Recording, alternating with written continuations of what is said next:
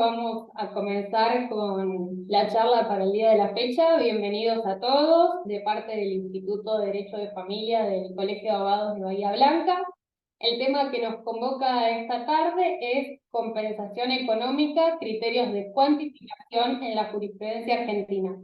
Y nuestro disertante es el doctor Gabriel Pedrocián, que quizás algunos ya lo conozcan, porque además de ser un experto en la materia, estuvo compartiendo sus conocimientos con nosotros en el mes de mayo, exponiendo sobre el tema aspectos controvertidos de la compensación económica en la práctica judicial.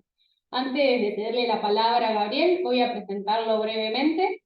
El doctor Pedrocián es abogado con posgrado en especialización en Derecho de Familia en la UBA.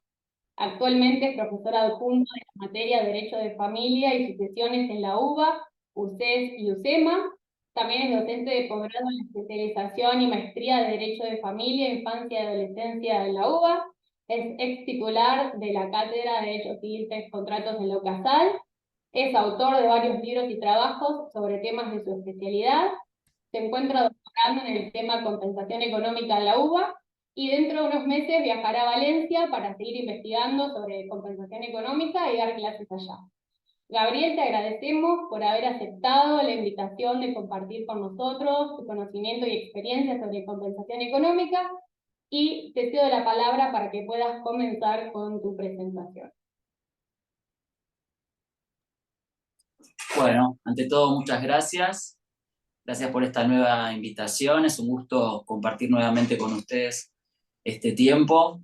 Empezamos a dar una charla en la primera mitad del año y me acuerdo que llegamos a cuantificación y dijimos, bueno, esto quedará para una próxima charla, y se lo tomaron en serio. Desde el Colegio de Abogados agradezco nuevamente la invitación, Carolina, Silvia, Melissa, y bueno, aquí estamos para dar el tema cuantificación, ¿sí? Lo que nos quedó pendiente. Es un tema que genera bastantes interrogantes.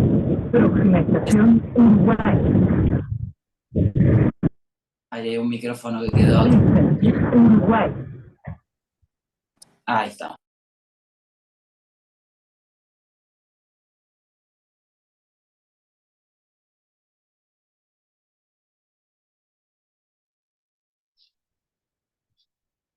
Ahí estamos. ¿Me escuchan? Me pidió reactivar el audio, sí. Y la idea es que juntos vayamos pensando algunas cuestiones y planteando algunos lineamientos que se empiezan a dar en la práctica judicial. Estamos aprendiendo, o sea, lo que pasa con la compensación económica es que es una figura en construcción en nuestro derecho, es un instituto muy joven aún, tenemos muy poca experiencia, es nada 8 años, y realmente también uno ve que cuestiones que nos preocupan a nosotros también son motivo de estudio y de preocupación en países que tienen mucha más tradición jurídica que la nuestra. Así que no sé si el correr de los años irá generando algunos criterios, yo calculo que sí, pero de todas maneras planteamos de entrada que no es un tema que tenga una posible y única respuesta. Así que yo le voy a pedir a Melissa que me ayude, tuvimos un tema ahí con la tecnología, así que ella va a estar compartiendo el Power que yo preparé y ya lo va a ir manejando para que juntos podamos comenzar a hablar del tema. Cuando digo juntos es, si ustedes van teniendo consultas, preguntas, dudas, pueden ir escribiéndolas, y si no, de todas maneras, vamos a dejar la posibilidad de que al final de la charla ustedes puedan efectuar consultas. Pero si va surgiendo algo que usted dice, no, este es el momento, no hay problema, lo pueden escribir a través del chat y me van a estar ayudando a leerme las preguntas y trataremos de contestarlas. Así que si querés, Melissa, ya podemos empezar a compartir. Bárbaro.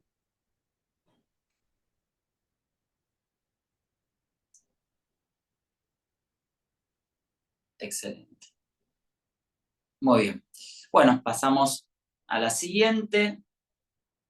Antes de empezar a hablar de compensación, si querés pasar ahí 1, 2 y 3.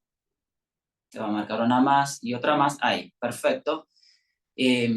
Vamos a dar algunos lineamientos iniciales de lo que es la compensación económica. No mucho, porque de esto ya hablamos y ustedes calculo que ya tienen una idea, pero es un término, compensación económica, que se utiliza en tres posibles acepciones. Como derecho, ¿sí?, que tiene un excónyuge, un exconviviente, para una vez producido el divorcio, en el caso del matrimonio, o la ruptura de la unión convivencial, cuando se da una situación de desequilibrio manifiesto entre las partes, con causa adecuada en el vínculo matrimonial y su ruptura, o en la unión convivencial y su ruptura, tiene la posibilidad de accionar solicitando esta compensación económica. O sea, compensación económica es sinónimo de derecho, ¿sí? También es sinónimo de prestación, o sea, la prestación en sí que yo obtengo cuando reclamo por compensación económica, también se llama compensación económica. O sea, que es una segunda acepción que se utiliza para la misma palabra. La podemos entender entonces como derecho, como prestación o como finalidad del instituto. Se dice, la compensación económica es un mecanismo correctivo para paliar o compensar frente a desequilibrios injustos generados por la vida en común, especialmente cuando una de las partes resignó, postergó sus aspiraciones personales en pro de un proyecto familiar. Entonces, la palabra compensación tiene tres posibles acepciones, las tres son válidas y las tres son miradas sobre una misma cuestión desde distintos lugares. Pasamos a la que sigue. La compensación económica, y el término que nosotros vamos a tomar en cuenta es, y ahí vamos a pasar una más, bien, y una más, la compensación como derecho, ¿sí? ¿Reconocido a quién? Al cónyuge o conviviente, yo diría al ex cónyuge o ex conviviente, a quien el divorcio, el cese del proyecto de vida en común, produce un desequilibrio manifiesto que representa un empeoramiento que tiene por causa adecuada el vínculo matrimonial o la unión convivencial y su ruptura. ¿Por qué voy rápido? Bueno, porque todo esto lo vimos en la charla anterior. Los presupuestos para la compensación no los vamos a estudiar hoy, pero recuerden que son tres. Desequilibrio manifiesto, ¿sí?, entre la posición en la que queda uno y otro, un desequilibrio que no se evalúa solamente en términos económicos, sino también en términos funcionales, no solo en términos patrimoniales, sino también en el grado de capacitación que cada uno tiene, en la posibilidad de inserción laboral que va a tener a futuro, en los beneficios que va a tener a nivel previsional o no, toda una serie de aspectos que tienen que ver con las pautas que la norma establece, que conforman una fotografía que se expande y que no se circunscribe solamente a una cuestión meramente patrimonial. Esta definición es de Pellegrini, pero tanto autores, y ahí cito a Molina de Juan Belucio, Claudio Solari, Hernández, Díaz Zambrona, Cabezuelo Arenas, las tres últimas son autoras españolas, para que vean que estamos en consonancia de este tipo de definición de compensación económica, ¿sí? La última tendencia jurisprudencial del Tribunal Superior en lo civil, Sala de lo Civil en España, de una resolución del año 2020, dice que la pensión compensatoria, ellos la llaman así, se configura como un derecho personalísimo de crédito. O sea, no solo como un derecho personal, sino personalísimo. Es decir, que puede ser ejercido solamente por quien se vio perjudicado. No hay acción aquí subrogatoria posible, sino que es un derecho solo exigible por quien se vio perjudicado por la convivencia, por el matrimonio y por su ruptura, ¿sí? Vamos a avanzar. Esto es un simple pantallazo. El código, y pasamos una más, establece variables para determinar la compensación económica. Pasamos, sí, sí, una más y una más. Bien, entonces, en el 442 del Código Civil y Comercial y en el 525 me establece pautas, ahí habla de circunstancias, las llamamos también variables, que a falta de acuerdo de los cónyuges en el convenio regulador, estamos hablando en el 442 del ámbito matrimonial, estamos hablando del divorcio, el juez debe determinar, y fíjense, la procedencia y el monto de la compensación económica sobre la base de diversas circunstancias. Y ya nos vamos metiendo de a poquito en el tema que tenemos hoy. Las pautas establecidas en el 442 y las pautas establecidas en el 525, que casi son idénticas, 525, ubíquense en el ámbito de la unión convivencial, son pautas de procedencia, es decir, son pautas que hacen a determinar si corresponde o no la compensación, pero también son pautas de cuantificación, es decir, que nos sirven para determinar, no solo nos sirven, son necesarias, son exigidas por el legislador para determinar el monto, para cuantificar. Yo debería, y vamos a ver después en qué grado esto se cumple o no en la jurisprudencia argentina, debería evaluar cada una de estas pautas para cuantificar. Si ustedes se fijan y después comparan, son pautas muy similares a las del 433 del Código Civil y Comercial sobre alimentos, pero si ustedes después analizan el 433, van a ver que ahí hace referencia a pautas que hacen solo la cuantificación. En el ámbito de la compensación económica, esto es muy interesante y es todo un capítulo que no vamos a ver hoy. Nosotros tenemos un sistema que requiere considerar las pautas para evaluar si procede o no la compensación. Por eso yo pongo ahí que estas pautas cumplen una triple finalidad. Procedencia, tengo que saber si corresponde o no la compensación a partir de estas pautas que ahora vamos a ver. El monto son pautas de cuantificación, me lo dice la misma ley. Y en tercer término, también son pautas, esto lo agrego yo, pero viene de la jurisprudencia española. Como decía Melissa, yo he estudiado mucho el derecho español, he tenido oportunidad de estar en Madrid, en la Universidad Complutense, estudiando y entrevistándome con gente que es especialista en el tema, y mi viaje ahora también tiene por objetivo seguir investigando. La jurisprudencia del Tribunal Supremo, y creo que es aplicable en nuestro país, son pautas que nos sirven para determinar qué modalidad, porque no es lo mismo establecer que existe un desequilibrio perpetuo, ante lo cual en principio voy a fijar una renta por tiempo, en principio, y si es en el ámbito matrimonial indeterminado, que si es un desequilibrio superable. Entonces, evaluar estas pautas me van a servir para también determinar una modalidad. Vamos a pasar y vamos a ver cuáles son estas pautas. ¿Vamos bien? ¿Vamos rápido? Díganme, si el ritmo está bien.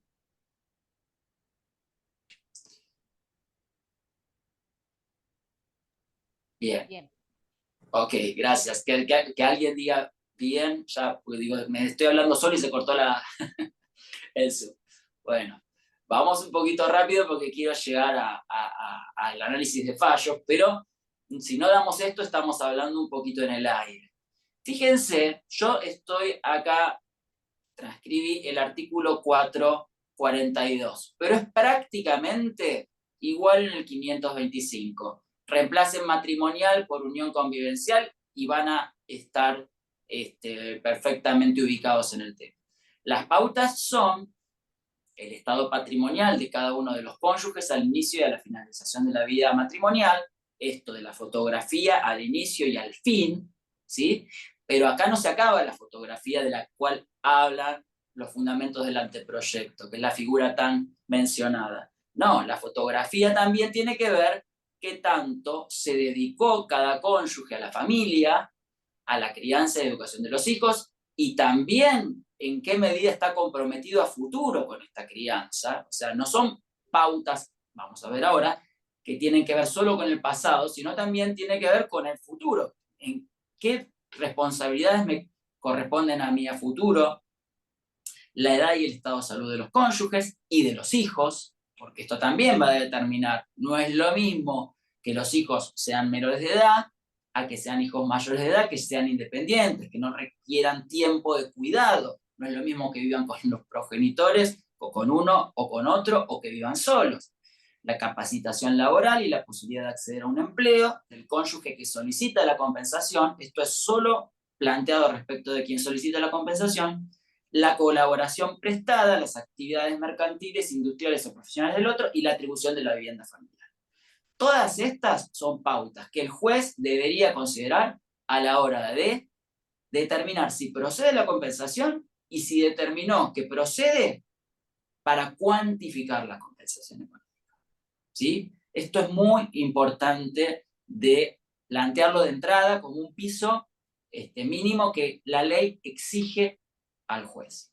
¿Estas pautas son las únicas posibles, le pregunto a ustedes, o se pueden considerar otras?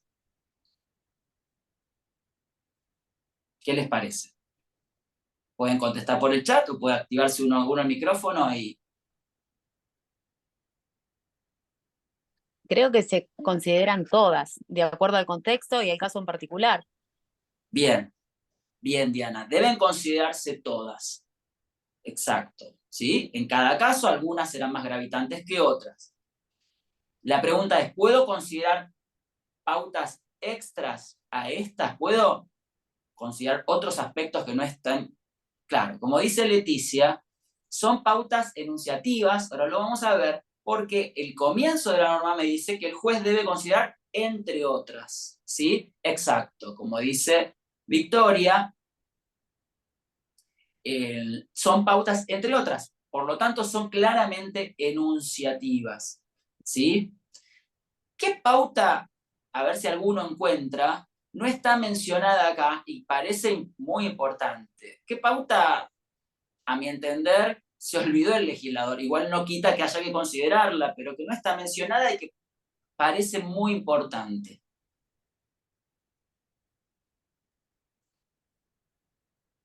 ¿Se les ocurre alguna, mirando un poquito ahí? Quizás descubran alguna que yo no encontré.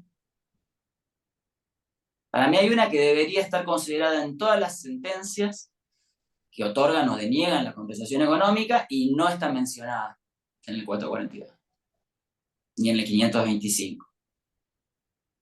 ¿Se le ocurre a alguien? ¿No les llama la atención que no esté mencionada la duración del matrimonio o de la unión convivencial? Exacto, Silvia. No está mencionada la duración, es llamativo. Si ustedes van a creo que es el artículo 62 de la ley de Chile, digamos, de divorcio que otorga la compensación, es la primera pauta, y en realidad en casi todos los ordenamientos donde está considerada, está explicitada y a veces en primer término. La duración del vínculo es fundamental, porque esto determina la consolidación o no de ciertos roles, de ciertas funciones, las postergaciones. Bueno, para ver cómo este listado es enunciativo, hasta tal punto que la duración debe ser considerada también, ¿sí? Lo que no está considerado, y está bien que no esté considerado, es la culpabilidad en el divorcio, porque es un aspecto que ya no se evalúa en nuestra legislación, ¿sí? Por eso no está planteado en nuestra norma, aunque sí en otras normas, como la chilena, como la francesa, que mantienen el divorcio por causales subjetivas. Vamos a pasar, por favor, Melissa, a la que sigue. Estas variables, si querés pasar todas las que hay, son supletorias, ¿sí? Porque operan a falta de acuerdo de los cónyuges, son enunciativas, como dijimos antes, porque pueden considerarse otras que no están previstas en la norma, son complementarias porque deben evaluarse de manera conjunta. Por ejemplo, el estado patrimonial, sí, pero también la atribución de la vivienda. Son dos aspectos que deben ser evaluados de manera conjunta. El grado de capacitación, evaluado en función del cuidado que la mujer haya tenido respecto de los hijos, el tiempo que le insumió la crianza. Es decir, no es la capacitación considerada aisladamente, sino cómo se vio frustrada, postergada o aletargada en base a la dedicación que la mujer tuvo que tener respecto de la familia, o la dedicación que tuvo en la colaboración prestada en las actividades del esposo, que determinó que ella postergara sus propios proyectos. Entonces, se deben evaluar de manera conjunta. Creo que hay una más para pasar. Hay pautas que refieren al pasado y otras que refieren a la situación presente. Por ejemplo, el estado patrimonial anterior, el que tengo hoy. El cuidado que presté, el cuidado que debo prestar de acá en más, ¿sí? Son objetivas y son multifuncionales. ¿Por qué? Porque sirven para determinar la procedencia, la cuantificación y la modalidad. Bien, ¿Vamos bien hasta acá? Sí, ¿alguna En lo duda? sí, en lo que es compensación económica, en lo que es unión convivencial, dice que no puede superar el tiempo de Sí, convivencia. ahí vamos, ahí vamos. Sí, Ah, sí, sí, a aclarar esto. Vamos a avanzar un poquitito. Vamos a hablar de la modalidad de cumplimiento. Pasamos, ¿sí? Y pasamos, ahí está.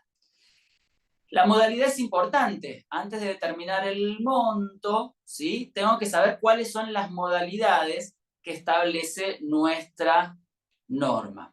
Y acá les copié el 441, la segunda parte, y el 524. En nuestro país, en nuestra regulación, que en esto se diferencia bastante de nuestro antecedente central, que ha sido España, y se identifica mucho más con el sistema francés, el legislador establece que esta puede consistir en una prestación única. La pone primero, ¿sí?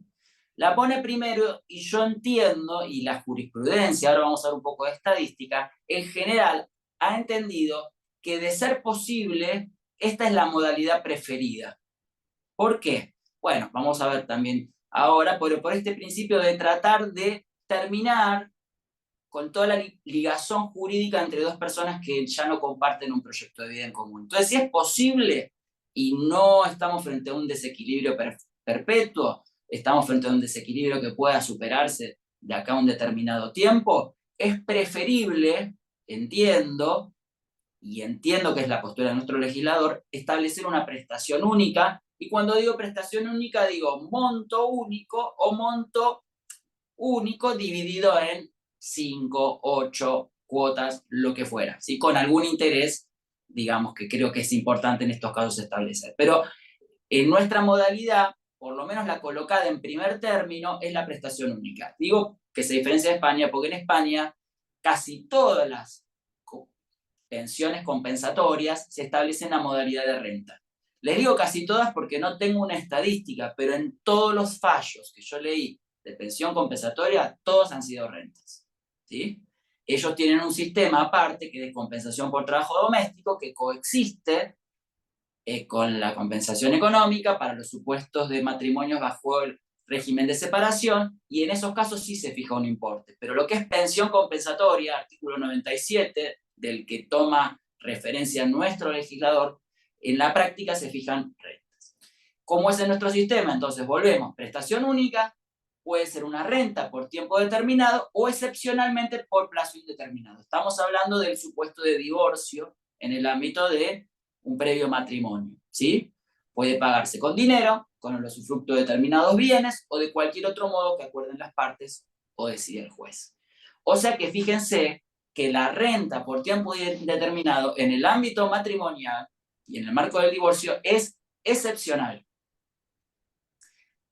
Si vamos a la unión convivencial, es similar, solo que acá no hay rentas por tiempo indeterminado, porque como decía creo Diana, el tiempo de prestación o el tiempo de fijación de la renta no puede ser mayor a la duración de la unión convivencial. Entonces, el tiempo de unión convivencial me pone el límite. Si fue de 5 años, la renta no puede superar ese periodo, ¿sí? Vamos a pasar, bueno, un poquito lo que les decía, hasta ahí.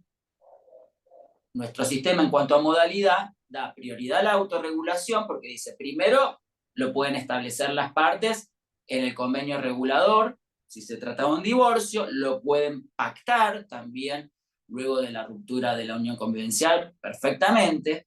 Tenemos el principio de clean break que tiene que ver con un rompimiento limpio y esto de tratar de solucionar lo más rápido posible los conflictos derivados de la ruptura, pero también un principio de realidad. Tengo que ver si existe efectiva posibilidad de que el requerido pueda abonar una prestación única, tengo que ver qué es lo que más conviene en cada caso particular. Vamos a pasar una más. Y ahí tenemos un cuadrito donde están todas las modalidades previstas en nuestra legislación. Entonces, puede ser establecimiento de un monto, yo acá divido a través de una prestación única, por ejemplo, 10 millones de pesos.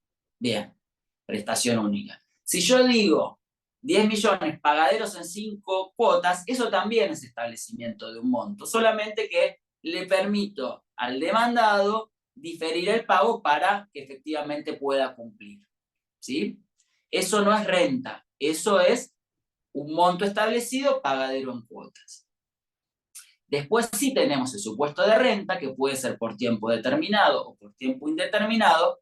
Como decíamos, solamente en el caso de divorcio puede ser por tiempo indeterminado, o sea que fíjense hasta qué grado es excepcional, cosa que si ustedes leen la jurisprudencia última del Tribunal Supremo de España, dice que de ninguna manera es un supuesto excepcional, sino que convive con los demás modos de establecimiento, de cumplimiento de la pensión compensatoria. Pero en nuestro sistema, y esto refuerza esta idea de tratar de terminar lo antes posible con el conflicto, no para aliviar, o no solamente para aliviar a quien debe pagar, sino para favorecer la autonomía de quien recibe el importe y no vivir dependiendo de que el otro pague o no la cuota, la renta en este caso, ¿sí? Entonces, permitirle a la mujer, en este caso, que hasta ahora todos nuestros casos en la Argentina han sido mujeres, a las cuales se les ha otorgado la compensación. Hay un solo supuesto a favor de un hombre, en el caso de una unión homosexual, donde uno de los miembros de la relación, una unión convivencial, le debe pagar al otro, ¿sí? Es un caso de Chubut que no fue tan conocido, pero yo publiqué una nota sobre ese artículo. Pero bueno, volviendo entonces, decíamos renta por tiempo determinado y indeterminado, la norma habla del usufructo también como una posibilidad. En la práctica, en muchos casos, más que usufructo, lo que se hace es, en la compensación, adicionar la posibilidad del uso de la vivienda familiar, ¿sí? Más que del usufructo, es el uso el que está más extendido, aunque la ley establece esta posibilidad, y también otros modos, considerando la posibilidad de que los jueces establezcan alguna otra modalidad. Hasta ahora, otros modos en nuestra jurisprudencia, ¿conocen alguno? ¿Conocen algún fallo donde se haya establecido un modo que no sea ninguno de estos? Que no sea ni un monto, ni una renta, ni el usufructo o el uso de los bienes. ¿Han escuchado de un fallo? Sí, dice Silvia.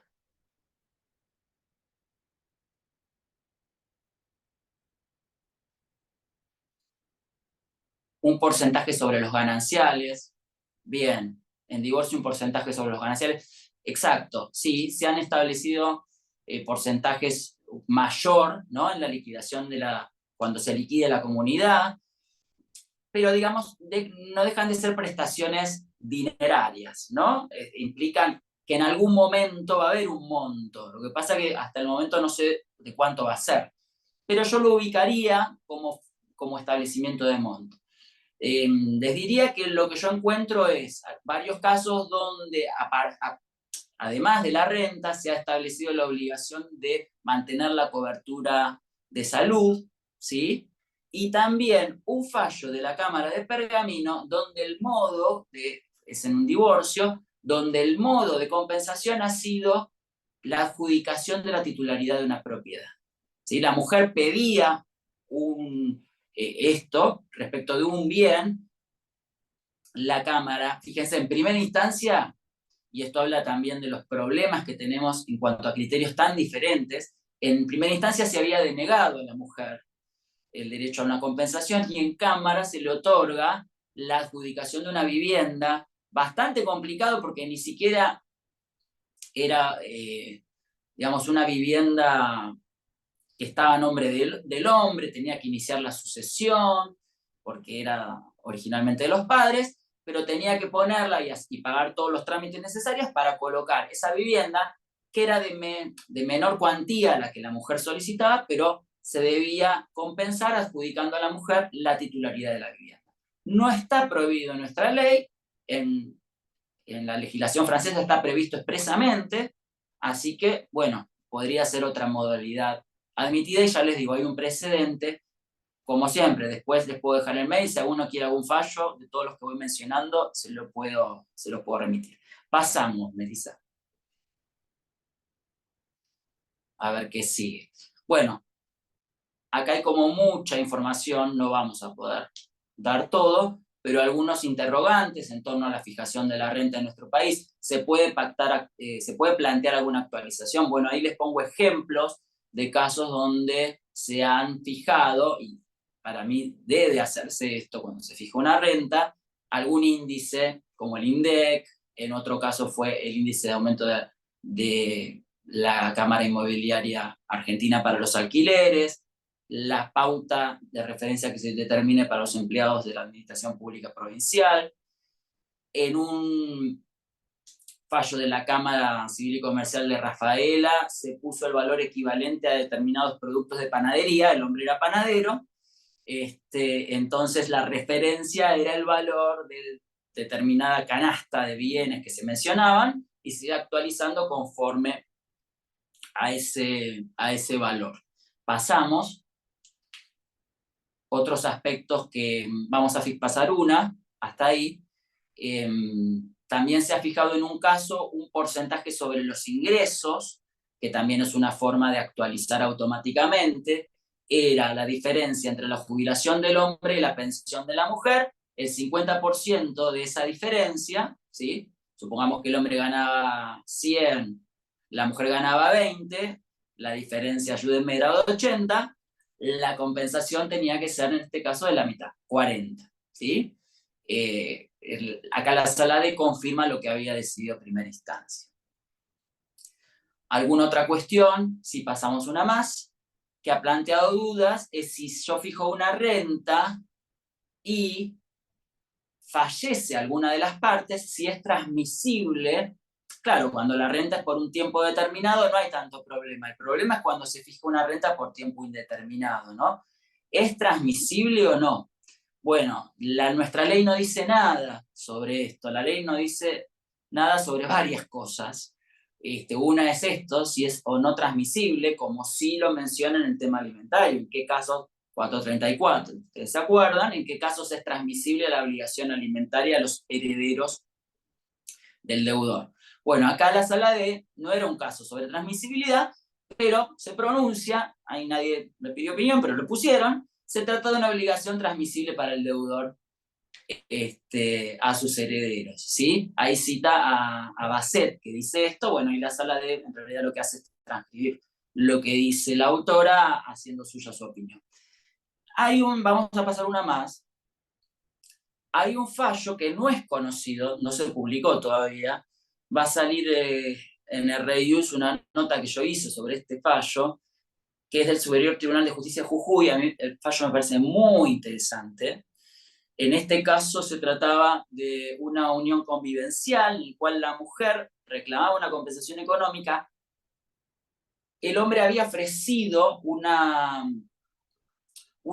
cuota alimentaria, digamos, se estaba cumpliendo con el pago de una cuota alimentaria, que se puede pactar, pero ella pedía una compensación económica. La mujer fallece y el hermano de la mujer plantea su derecho a continuar la acción iniciada por la mujer. Como heredero, digamos, era el único heredero o el heredero de grado más cercano.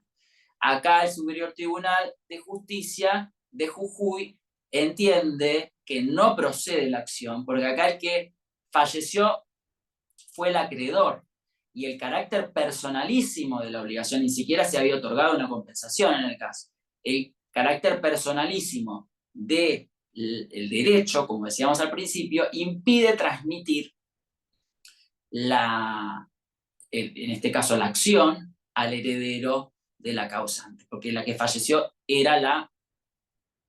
Claro, a ver, Lucrecia, a ver si puedo leerlo completo, porque me pareció interesante lo que empieza diciendo, pero si hubiera estado estipulado entiendo Claro. que es transmisible, ¿no? No, el tema es si ya hubiera estado fijada, es un crédito personal, con lo cual entiendo que ahí sería perfectamente reclamable, ¿no?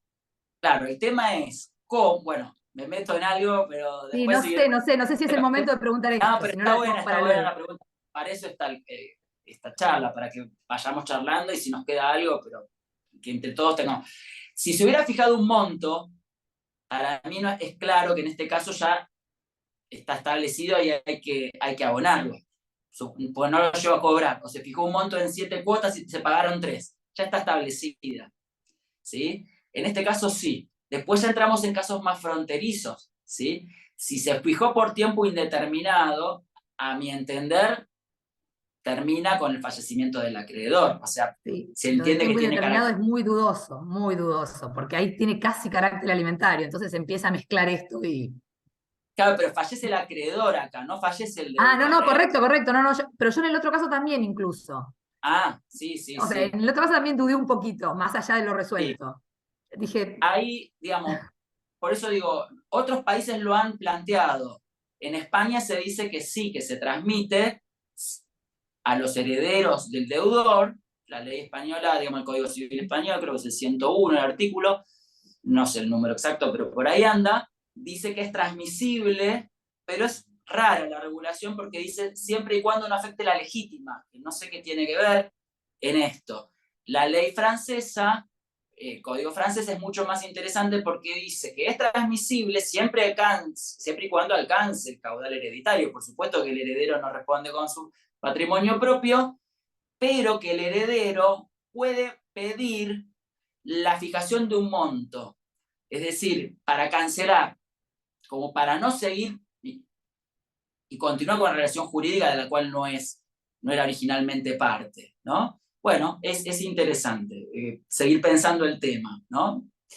Yo cuando empiezo a estudiar los temas, creo que me voy a, digamos, ilustrar y con eso voy a sacar todas mis dudas y muchas veces termino, después de investigar durante varias semanas y con 80 libros o cosas a la mano, tengo más dudas de las que tenía al comienzo, pero bueno, de esto se trata un poquito nuestra tarea y está bueno que haya distintas opciones y sobre todo si somos abogados para patrocinantes o litigantes para después buscar la que en el caso nos sirva más, ¿no? Pero no hay no hay una respuesta sola. Sobre todo, en este caso, la ley no dice nada. Pasamos una más. Bien, y otro tema que no lo vamos a charlar hoy, si fijada una renta es posible su aumento o reducción o cese. Pero eso sí lo dejamos para otra charla. Bien, pasamos. No es que me estoy invitando para futuras charlas, simplemente es una forma de decir. Bien, esto es algo que yo investigué y a mí me gusta hablar sobre datos. Lo investigué para mi tesis y lo comparto con ustedes, les pido confidencialidad y que no las usen estas estadísticas. Pero es interesante que veamos que en nuestro país casi 7 de cada 10 rentas otorgadas, digamos, compensaciones económicas otorgadas, fue un monto determinado. Entonces refuerza un poco esta idea que yo les decía. Los jueces en general han interpretado que es el modo prioritario cuando se puede, ¿sí? En de estas 43 sentencias que yo estoy tomando de referencia, ¿cuál es mi base de análisis? Son 43 sentencias donde se otorgó la compensación económica en el divorcio. No estoy acá analizando unión convivencial, pero intuyo que no es muy distinto, ¿sí? Pues mi tema de investigación es compensación económica en el divorcio. En estas 43 sentencias donde se otorgó, 30 se otorgó una compensación por un monto. En la mitad de estas 30, en un pago única, y en 15 se otorgó cuotas. Pero cuando hablo de cuotas estoy hablando de 3, 8, creo que lo máximo 10, pero siempre estableciendo un monto determinado. O sea que 7 de cada 10, y esto ya nos conecta con el tema de cuantificación, se está estableciendo un monto determinado. La renta se fijó en el 27,9%, en casi 3, ¿sí? De cada 10, fueron 12 casos, 10 por tiempo determinado y solo 2 por tiempo indeterminado, que es excepcional y los jueces lo han interpretado así. Y otra modalidad, que es la que yo les decía antes, en un caso que es la adjudicación de la propiedad. Entonces, este esquema les sirve un poquito para ver qué está pasando en cuanto a la modalidad de otorgamiento de la compensación económica, ¿sí? ¿Cómo se está otorgando preferentemente hoy en la jurisprudencia de nuestro país? Esto está hasta marzo de 2022. Yo tengo la estadística actualizada, pero bueno, cuando termine de presentar todos ya las presentaré. Pero no modifico demasiado el porcentaje, por eso lo mantengo ahí. Bien, ¿vamos bien hasta aquí? ¿Alguna duda, consulta, inquietud, cuestionamiento? Mientras, Melissa, si quieres ir pasando. Venimos bien. Bien. Bueno, vamos ahora específico a cómo cuantificar. Ahora, cuando digo cómo cuantificar, estamos hablando principalmente de los supuestos donde se fija un monto, que es lo que más nos inquieta. ¿Cuál es el monto que corresponde? ¿Cómo debe establecerse? ¿Cuáles son las pautas a seguir? ¿Cuáles son los criterios? Bueno, vamos a avanzar. Una más. Tenemos que, hasta ahí, vamos a tener en cuenta que este es un tema que no es patrimonio, o esta inquietud, no es patrimonio solo del Instituto de la Compensación Económica, sino que es una dificultad propia de todos los sistemas que buscan reparar o compensar ante situaciones personales o patrimoniales injustas. Pasa también con el daño moral, por ejemplo, ¿no? Entonces, es un problema que no es patrimonio exclusivo del Instituto de la Compensación Económica. Pasamos una más. Claro, las pautas que vimos en el 442 y en el 525, la mayoría no se traducen en términos numéricos. Sí, el estado patrimonial sí, pero el cuidado, ¿tiene valor económico? Por supuesto, pero ¿cómo lo pondero? ¿Cómo lo determino? ¿Sí? ¿Cómo lo especifico y cómo lo traduzco matemáticamente? Pasamos una más. En las jornadas de Bahía Blanca del año 2015, las jornadas nacionales 2015, Nacional de Derecho Civil, se planteó por mayoría en una de las comisiones que resulta valioso acudir a fórmulas matemáticas, entre otras herramientas, que permitan realizar un cálculo objetivo y correcto de la compensación económica conforme con las pautas prescritas por el nuevo código. Es decir, le está diciendo de alguna manera a los jueces, sería valioso tener elementos o herramientas que permitan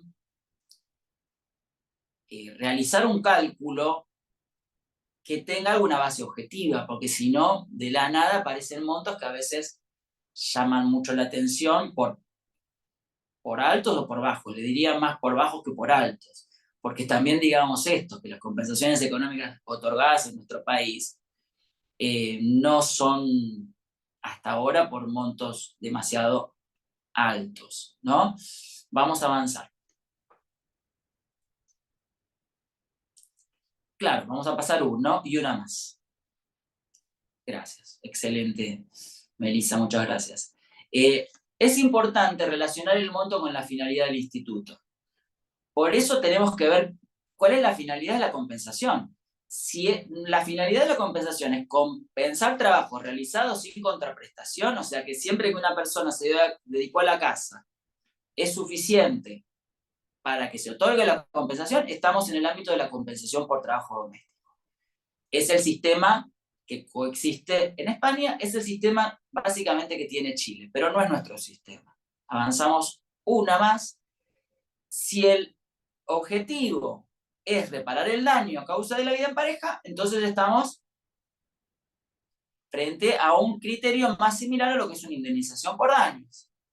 Nuestra mirada entonces va a ir más para atrás para considerar cómo se estructuró la vida familiar y tomar pautas que tengan que ver con el tiempo donde la persona no trabajó, es decir, pautas que hagan referencia a la vida pasada.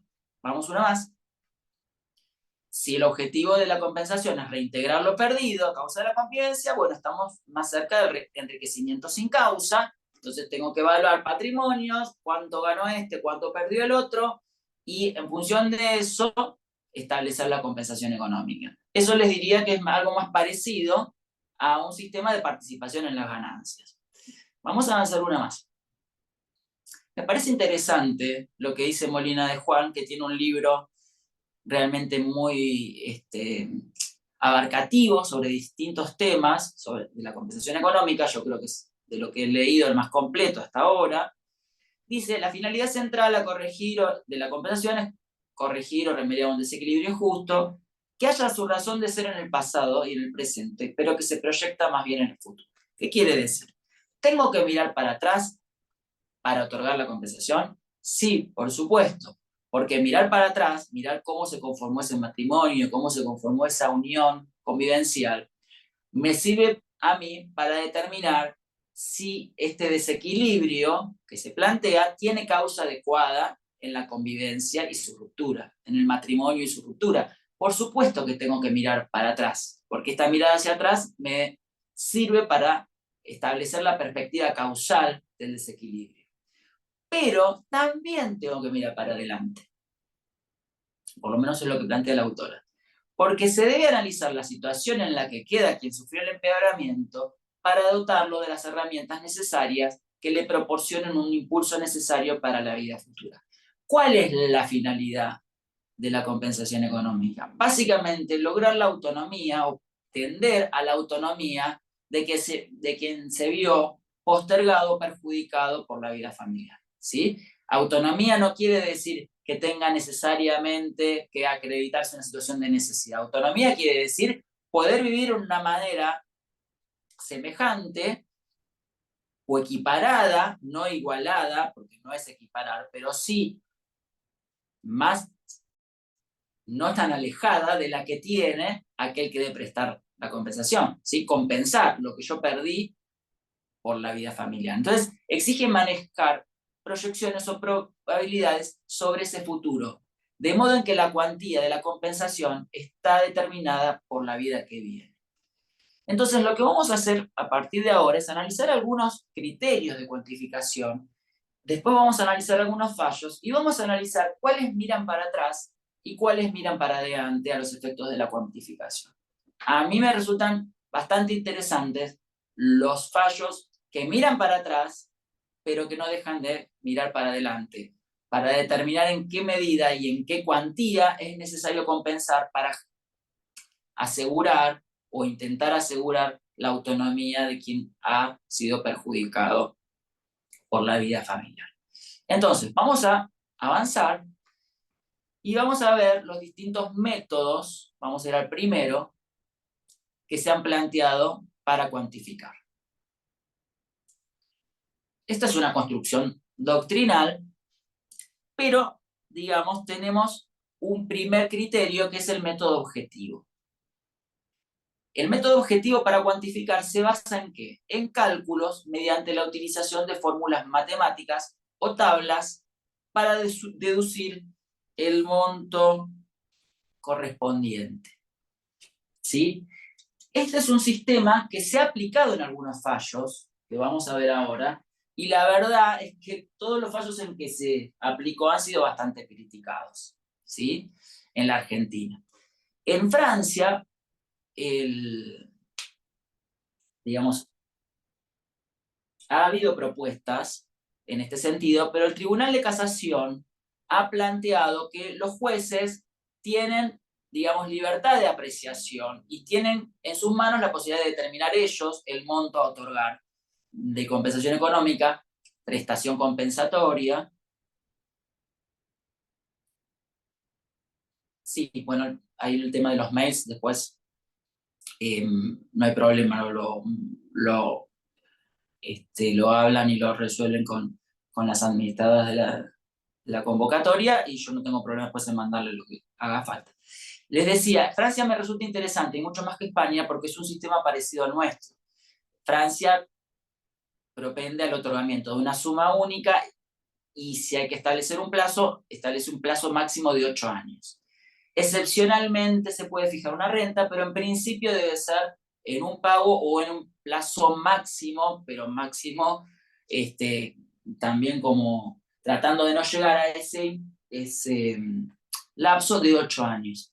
Y han existido diferentes métodos que se han planteado en la doctrina francesa. Existen revistas especializadas que publican distintos modos o sistemas. El más conocido es el sistema Dupont, que acá yo lo tengo anotado porque siempre me olvido cómo es. Ellos lo que evalúan es la diferencia entre la capacidad de ahorro de cada uno de los cónyuges, computan las ganancias del trabajo y el capital que cada uno tenga, entonces hacen este análisis comparativo, Pero después tiene una serie de índices que pasan este primer número, esta diferencia en cuanto a capacidad de ahorro, que incluye propiedades y ganancias generadas, proyectadas en forma anual, pasan por una serie de indicadores que son como índices correctores que tienen que ver con la edad que tenga cada uno, con el número de hijos, con la duración del matrimonio, ¿sí? Se establece en función de eso un índice anual y se multiplica por 8, que es el plazo máximo de duración, ¿sí? Es un método que se los estoy esbozando muy general, tampoco lo conozco en profundidad, les voy a ser sincero, pero este es un sistema, o se intenta buscar algún criterio objetivo. ¿Qué se ha dicho en la doctrina francesa? Que este tipo de pautas otorgan previsibilidad a las partes, previsibilidad para saber qué pedir, ¿sí? Si bien obviamente que no son números que después se cumplan exactamente, previsibilidad para acordar, porque muchas veces uno al no saber, no sabe cuánto pedir, no sabe cuánto resignar, ni de un lado ni del otro. Entonces, este tipo de cálculos favorecen la previsibilidad y la posibilidad de concretar arreglos en sede extrajudicial. Esto es lo que se destaca como positivo de un método objetivo, ¿sí? Vamos a ver que no todas son rosas, ¿no? Pero bueno, este sería el método objetivo. El método, vamos a ver después ejemplos en nuestra jurisprudencia. Vamos al segundo, vamos a avanzar uno más, que es el método subjetivo. El método subjetivo lo que hace es ponderar cada una de las circunstancias que están previstas en la norma, haciendo un cálculo global, ¿sí? Que sería, bueno, meter cada una de las pautas en una especie de licuadora, ¿no? Estado patrimonial, duración del matrimonio lo agrego yo, que no está en la norma, edad de las partes, edad de los hijos, estado de salud, cuidado pasado, cuidado futuro, colaboración prestada, atribución de la vivienda. Todo eso es considerado por el juez y en función de eso se establece un monto. Pero el juez no justifica el monto, simplemente establece, este caso tiene estas características, llego a esta conclusión. Esto sería método subjetivo, ¿sí? Claro, el método subjetivo tiene la ventaja que al juez le da un margen de apreciación, pero ha sido también criticado porque establece o permitiría en algunos casos cierto grado de arbitrariedad o discrecionalidad excesiva por parte del jugador. También tiene que ver con una mayor imprevisibilidad, ¿no? Porque bueno, pero ¿cómo se pondera todo esto si no se me explica cómo se llegó a la cifra, ¿sí?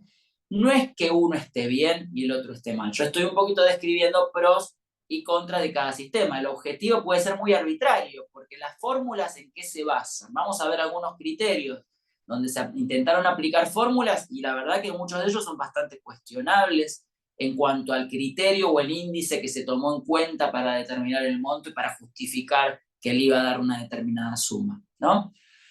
El subjetivo, a mi entender, tiene variantes. Hay subjetivos fundados en algunas sentencias y hay subjetivos que no están fundados. Yo creo que puede aplicarse criterio subjetivo de manera fundada cuando yo evalúo, y para mí es lo que debería ser si se adopta este sistema, no estoy diciendo que es el mejor, pero digo, si voy por un sistema subjetivo, ¿yo qué debería hacer en una sentencia? Analizar cada una de las pautas que mencione 442 o 525. No puedo analizar un par de esas pautas, no puedo no tomar en cuenta a quién se atribuyó la vivienda, por ejemplo. No puedo dejar de evaluar la edad de uno y de otro. Les digo que yo en el análisis que hice de las sentencias, uno por uno, de las que utilicé para la estadística, comprobé que en muchos casos ni se dice qué edad tienen las partes. A veces se dice la edad del requirente, pero no se dice la edad del requerido. No se menciona el estado de salud.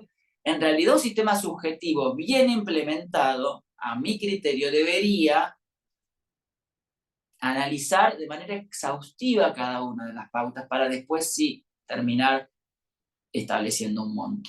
Pero no debería prescindir del análisis de cada una de las pautas. Vamos al tercero, que se ha planteado. Esto es una construcción, como les digo, doctrinal, que sería mixto. Un poco y un poco. Tomo en cuenta las pautas, ¿sí?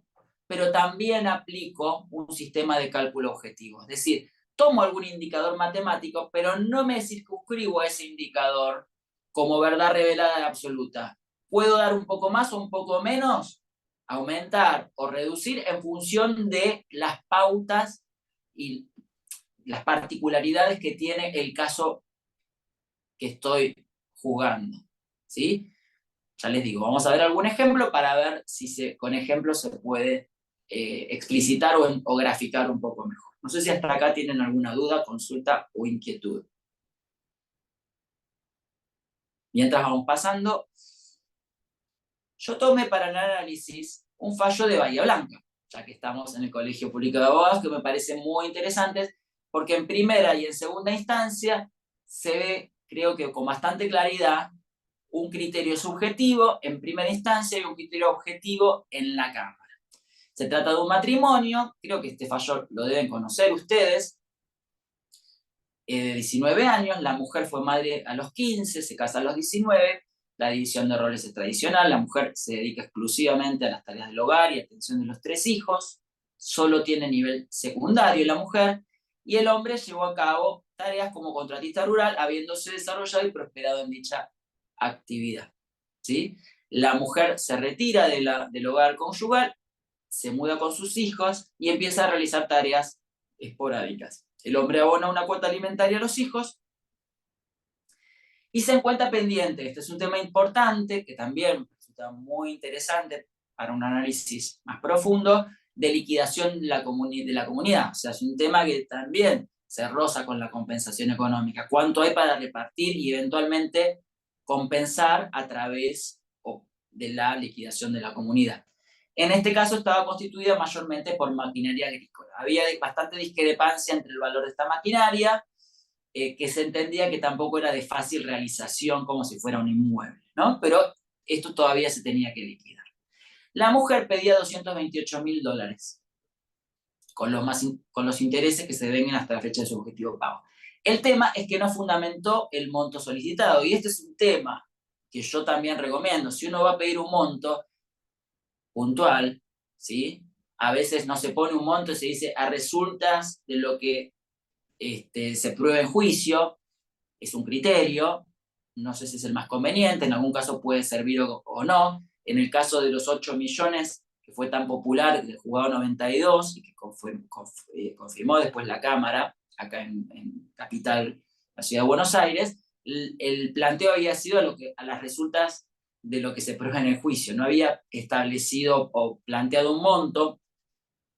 Esto en su momento fue planteado como una excepción de efecto legal por el demandado, que planteó que si no se planteaba el monto, él no podía defenderse adecuadamente. Bueno, acá la Cámara le dijo que no era imprescindible plantear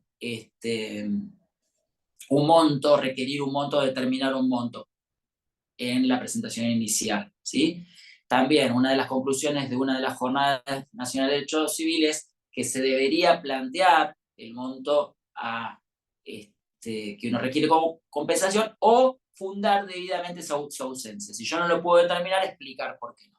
Bueno, el problema acá no era que no se determinó el monto, sino que no se explicó cómo se llegaba a esa suma, lo cual creo que en este caso terminó jugando un poco en contra, porque fue criticado, digamos, en ambas instancias. Pasamos a lo que se decidió en primera instancia. Ese juzgado de familia 1 de Tres Arroyos, que otorga por 30 millones de pesos la sentencia del 23 de marzo del 2022, y el criterio que aplica yo lo catalogo como subjetivo. Vamos a ver algunos párrafos. Vamos al primero.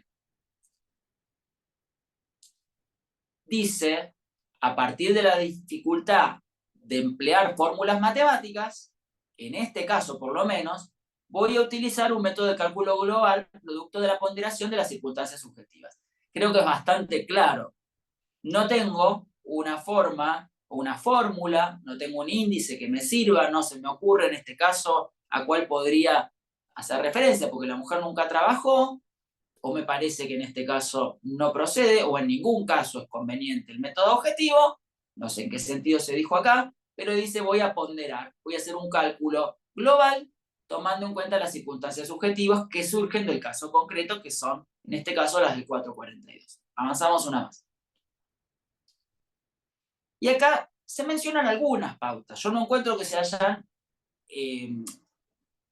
quizás sí, pero no lo recuerdo, si se planteó una por una, pero se dice que se tuvo en cuenta los recursos y disponibilidades del demandado y, por otro lado, la falta de capacitación y experiencia laboral de la actora sumado a su edad. Por lo cual entendió, creo que era la jueza, que en este caso el desequilibrio es perpetuo.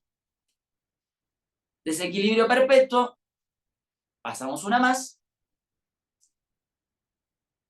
Fíjense que este primer párrafo que está en negrita es criterio subjetivo puro. Por ello, apreciando las circunstancias personales y situación patrimonial de las partes, conforme las pautas enunciadas en el 442, y acá fija los 30 millones de pesos. ¿Sí? Más intereses a la tasa pasiva en caso de mora, intereses moratorios. Se ve acá, creo que de manera bastante clara, la aplicación de este criterio subjetivo. No menciono ninguna fórmula matemática, ningún índice que tomo como referencia, considero las pautas de la norma y llego a esta conclusión. 30 millones para otorgar la compensación económica. Por supuesto que avanzamos, el demandado apeló y esto llega a la Cámara de Apelaciones en lo Civil y Comercial, Sala 1, que si uno lee la sentencia no tiene una visión demasiado amigable respecto del Instituto de la Compensación Económica. Eso lo hablamos un poquito la clase pasada, no lo vamos a profundizar hoy. Pero sí considera que en este caso está claro que esta división tradicional de los roles, esta, digamos, forma de constituir la familia, requería una compensación porque la mujer efectivamente había sufrido un perjuicio. Avanzamos una, y dice, primero todo lo que el apelante planteó no me parece procedente en relación al no otorgamiento de la compensación, porque sí es procedente. Pero sí concedo al apelante que es difícil desentrañar las razones que animaron a establecer la nada despreciable suma coraje. Está diciendo, y de alguna manera creo, criticando este modo subjetivo de cuantificar, ¿sí? Porque no se sabe cómo se llevó esta suma, dice la Cámara. No parece justo lo que se otorgó, pero ¿qué suma lo es? La ley deja en nuestras manos una tarea imposible. Bueno, con esto ya nos deja como bastante decepcionados. Es imposible, entonces, ¿qué hacemos? Cerramos la Cámara y terminamos acá. No, de alguna manera vamos a terminar, o debemos terminar en contra. Bueno, por suerte la Cámara no se quedó en esto y avanzó, pero era como bastante poco alentador este diagnóstico, ¿no? La ley deja en nuestras manos una tarea imposible. Cuantificar es imposible, está diciendo. O cuantificar de manera justa parecería algo imposible en el criterio que se toma acá. Avanzamos una más. Es interesante porque diferencia los supuestos de otorgamiento de la compensación según que esta dedicación prioritaria a la familia haya generado una situación de necesidad o haya generado una postergación en cuanto a resignar un oficio que la persona venía realizando. Por ejemplo, estoy trabajando y renuncio, entonces acá es más fácilmente cuantificable, parece decir, o tengo una capacitación, me recibo, pero no ejerzo nunca porque de entrada me dedico al cuidado de la familia. Fíjense que la mujer acá se había casado a los 19 y había quedado embarazada a los 15, o sea que toda la vida había estado condicionada en su desarrollo por el proyecto familiar, ¿no? Entonces, acá entiende que este es un supuesto que tiene que ver con una situación de necesidad, por lo cual lo relaciona con el artículo 434, inciso B, que es el supuesto de otorgamiento de alimentos por imposibilidad de procurar los medios de manera autosuficiente, ¿sí? Por por la propia persona. Entonces, lo plantea, dice, no es alimentos, pero tiene cierta relación con alimentos, porque acá hay una situación de necesidad, pero por supuesto que la compensación es mucho más que satisfacer necesidades, debe ir una milla más. Sí dice que acá la edad de la actora, que la edad creo que eran 40 años, no permite hablar de desequilibrio perpetuo. En esto también se diferencia de primera instancia. Avanzamos una más. Acá dice lo que les decía, ¿no? No se puede limitar lo que otorguemos a un contenido estrictamente alimentario porque la compensación implica ir más allá porque busca dar herramientas al cónyuge para procurarse un proyecto de vida autónomo. Avanzamos. ¿Por qué criterio objetivo? Avanzamos una más. Porque toma un índice, que en este caso el que toma es el de salario mínimo vital y móvil, ¿sí? Porque lo compara con la canasta básica, entonces como habló de alimentos, lo enganchó con la canasta básica, con el salario mínimo vital y móvil, y como dijo que tenía que dar más que lo estrictamente necesario para satisfacer las carencias, lo multiplica por 3. Y le da un importe de 153.600 pesos. Esto lo calcula en un término de 5 años, porque entiende que va a ser el tiempo que va a requerir a la persona rearmarse para poder, de alguna manera, desarrollar un proyecto de vida autónomo, ¿sí? Entonces, para capacitarse, para lo que fuera. Entonces, elabora una proyección de 5 años, pero dice que, fíjense todos los aspectos, ¿no?, que hacen a una consideración objetiva, que entiende que en 2 años se va a liquidar la comunidad. Por lo tanto, si en 2 años la mujer va a recibir va a recibir un ingreso por liquidación de la comunidad, el monto ya no lo va a multiplicar por 3, sino lo va a multiplicar por 2. ¿Sí? Dice, creo que lo más saludable en este caso es no entregar un importe mensual por 5 años, sino sumar todo lo que me dé esta cuenta. Avanzamos una más. El cálculo al final termina dando 6.886.450, es decir, muy inferior a lo que daba el fallo de primera instancia, ¿sí? Esto no entienda que subjetivo implica dar más, objetivo implica dar menos. En este caso fue así, ¿sí? Pero el cálculo fue 153.600 por 24, los 2 primeros años, más 102.400 por 36, que era los 3 años siguientes. Acá ya no eran 3 salarios mínimos, sino 2. Y como se adelantaba una suma toda junta, le fijó una tasa de descuento anual del 4% y le arrojó este valor. ¿Sí? Digamos, este no es el ámbito para ver si la sentencia de primera instancia es mejor, la de segunda instancia es peor o viceversa, sino para mostrarles la diferencia entre lo que es un sistema de cálculo subjetivo y objetivo. Acá es objetivo puro, porque se tomó en cuenta números, en base a lo que consideró que era el caso, pero no corrigió en nada lo que le dio la cuenta. No dijo, bueno, pero como en este caso la mujer estuvo condicionada y no tiene una formación, le damos un poco más. No, me dio un valor, ese valor es el que voy a otorgar. ¿Sí? Avanzamos más. Este no es el único criterio. Vamos a ver, vamos un segundito para atrás. Ahí está.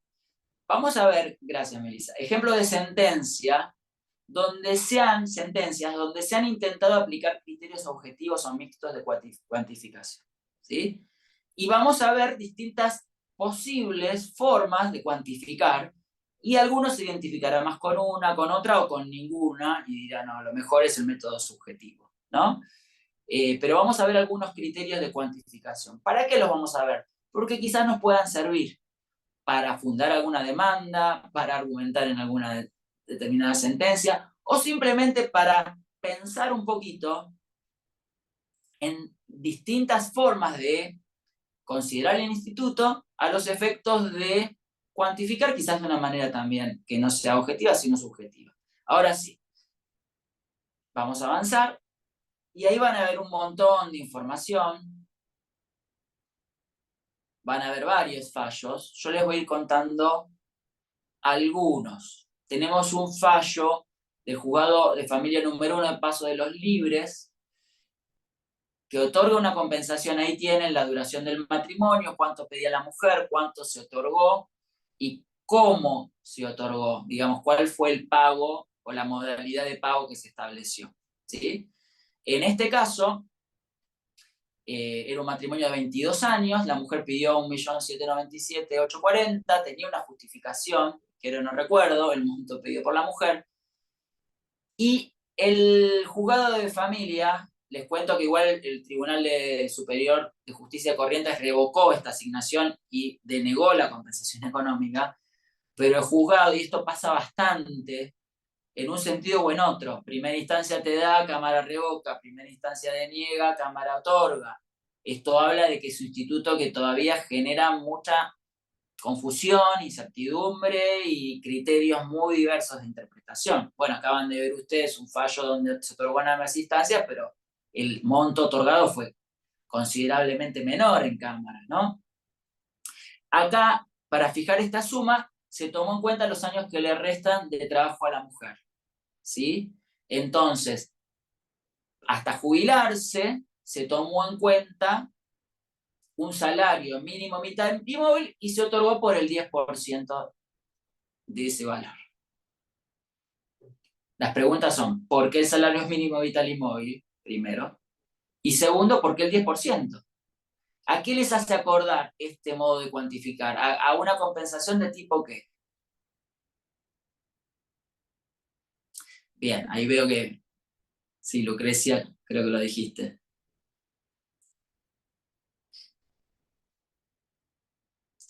Más bien de tipo indemnizatorio, ¿no? Que creo que... El Tribunal de Formosa, en otro caso, es una sentencia del 2018, tomó en cuenta, la mujer había pedido un matrimonio de 20 años, se habían separado 8 años previos al divorcio, 5 millones pedía la mujer, dio 546.000. ¿Qué es lo que evaluó? También, mirada hacia atrás, nuevamente. La mujer era empleada bancaria, ella renunció a su trabajo para dedicarse a la vida familiar. Entonces, por 15 años la mujer no trabajó y después finalmente se recibió de abogada y empezó a ejercer como abogada. Pero ya con los hijos mayores de edad, tuvo un paréntesis importantísimo en su vida. Entonces, ¿qué hizo en este caso el tribunal? Evaluó cuánto ganaría la mujer hoy si hubiera seguido trabajando en ese empleo, tomando en cuenta el convenio colectivo de trabajo con los ascensos que a la mujer le hubieran correspondido. Es decir, si la mujer hubiera seguido trabajando, ¿cuánto ganaría hoy? Tanto. Bien. Por cada importe, tengan en cuenta que estos son valores que son del 2018, ¿no? Hoy habría que ver cuánto sería 546.000. ¿Cuánto sería lo que la mujer hoy ganaría? Eso lo multiplico por, digamos, un sueldo por año. Indemnización parece, ¿no? De hecho, si uno lee la sentencia, hace referencia a la ley de contrato de trabajo en un momento, para ver cómo la naturaleza jurídica de la compensación incide muchísimo en cuanto voy a otorgar y en el método que voy a utilizar para cuantificar, ¿no?